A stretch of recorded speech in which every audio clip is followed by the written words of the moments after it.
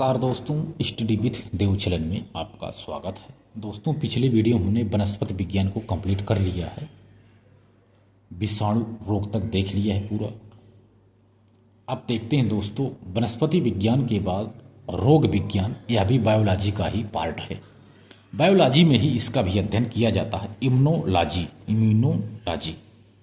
Father of immunology के पिता, father of immunology, Edward Jenner को माना जाता है। एडवर्ड जेनर रोग विज्ञान के पिता हैं। रोग के प्रकार, रोग दोस्तों दो प्रकार के होते हैं, जन्मजात रोग या आनुवांशिक रोग, यानी सभी आनुवांशिक रोग इसी के अंतर्गत आते हैं। दूसरा है उपार्जित रोग। उपार्जित रोग दो प्रकार का होता है, संक्रमणीय रोग और असंक्रमणीय रोग। संक्रमणीय रोग के अंतर्गत ऐसे रोग जो जलवायु व संपर्क के द्वारा फैलते हैं, जैसे वायरल रोग और बैक्टीरियल रोग। असंक्रमणीय रोग जैसे कैंसर और डायबिटीज, ये उपार्जित रोग हैं। अब देखते हैं प्रसार के आधार पर रोगों का वर्गीकरण। प्रसार के आधार पर रोगों का वर्गीकरण। प्रसार के आधार पर रोगों का वर्गीकरण तीन प्रकार से किया गया है, एंडेमिक, एपिडेमिक, पेडेमिक। एंडेमिक के अंतर्गत जो किसी क्षेत्र की जनता में अस्थायी रूप से विद्यमान रहते हैं। एपिडेमिक जो बहुत कम समय में फैलकर एक बड़ी संख्या को अपनी चपेट में ले लेते हैं, एपिडेमिक है। जिसका पूरे संसार में प्रसार होता है उसे पेडेमिक कहते हैं। ये तीन प्रकार के हैं। अब देखते हैं मच्छरों से मच्छर जनित कुछ रोग, जैसे डेंगू, पीत ज्वर और जापानी इंसेफ्लाइटिस। डेंगू देखते हैं, डेंगू एडिस एजिप्टी नामक मच्छर के काटने से होता है डेंगू। दूसरा है पीत ज्वर। पीत ज्वर एडिस मच्छर के काटने से होता है। डेंगू एडिस एजिप्टी नामक मच्छर से, लेकिन पीत ज्वर एडिस मच्छर से। जापानी इंसेफ्लाइटिस रोग या क्यूलेक्स मच्छर के काटने से होता है। इसका वायरस सुअरों में पनपता है, जो मच्छरों के माध्यम से मनुष्य में आ जाता है। यह जापानी रोग है। इसके बाद आता है दोस्तों मलेरिया। इससे पहले जो डेंगू और पीत ज्वर हैं, ये दोनों टाइगर मच्छर कहलाते हैं। इन मच्छरों को काटने से वायरस मनुष्य के शरीर में आ जाता है। अब देखते हैं दोस्तों मलेरिया रोग। मलेरिया मच्छर जनित रोग होते हुए भी, मलेरिया मच्छर जनित रोग होते हुए प्रोटोजोआ के कारण उत्पन्न होता है। रोनाल्ड रॉस नामक वैज्ञानिक ने बताया कि मादा एनाफिलीज नामक मच्छर के काटने से प्लाज्मोडियम नामक प्रोटोजोआ पैदा होता है। यह प्रोटोजोआ आरबीसी और लीवर का परजीवी है। यह जो प्लाज्मोडियम मच्छर है, ये जो मच्छर काटने से होता है। मलेरिया के उपचार के लिए सबसे लोकप्रिय दवा क्लोरोक्विन है। इसके उपचार के लिए आर्टीथर का भी प्रयोग किया जाता है। मलेरिया के उपचार के लिए आर्टीथर का, यह एक बीजी पादपों से प्राप्त होता है।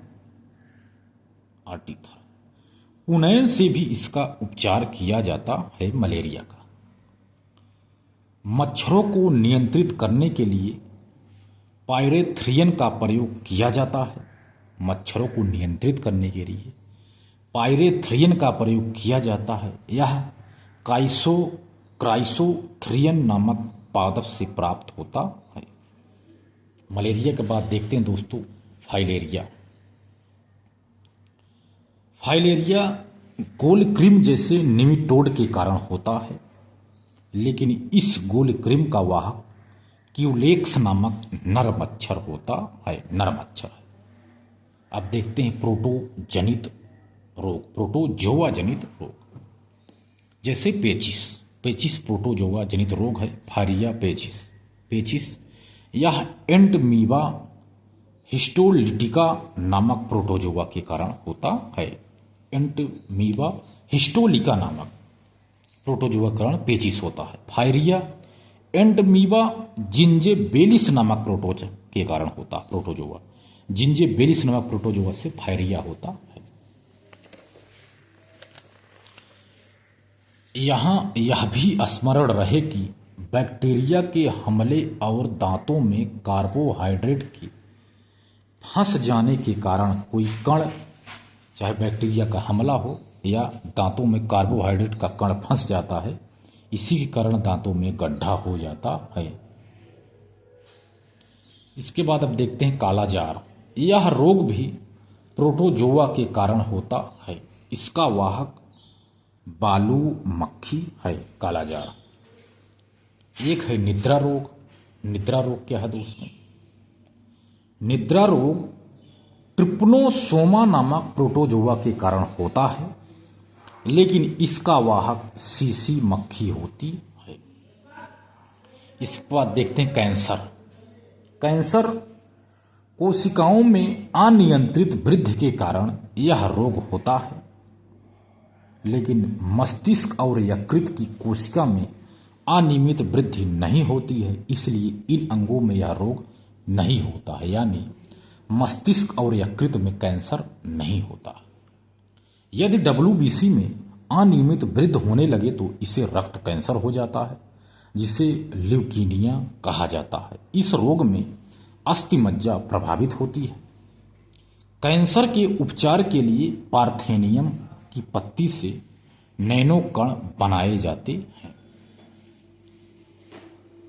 कैंसर के उपचार के लिए पार्थेनियम की पत्ती से नैनो कण यानी सूक्ष्म कण बनाए जाते हैं।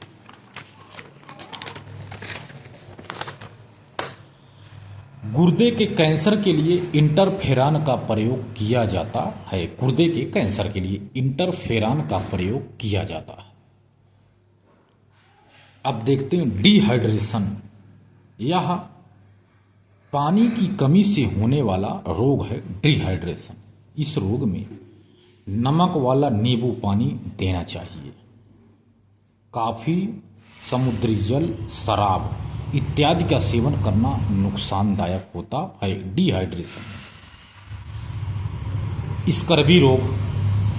स्कर्वी रोग वैसे तो यह रोग विटामिन सी की कमी से हो जाता है, लेकिन अधिक मात्रा में दूध अंडा लेने से स्कर्वी रोग हो जाता है। इसके बाद बेरी-बेरी रोग। बेरी-बेरी रोग वैसे तो यह रोग विटामिन बी की कमी से होता है, लेकिन बेरी-बेरी रोग पालिशदार चावल और दाल खाने से भी यह रोग हो जाता है। यानी बेरी-बेरी रोग विटामिन बी की कमी से होता है, लेकिन यदि पालिशदार आप चावल दाल भी खाते हैं तो भी बेरी-बेरी रोग हो जाएगा। फोबिया रोग क्या है? फोबिया रोग दो प्रकार का है, एंथोफोबिया और हाइड्रोफोबिया। एंथोफोबिया से यदि रोग हो गया तो आपको फूलों से डर लगेगा, यदि हाइड्रोफोबिया हो गया तो आपको पानी से डर लगेगा।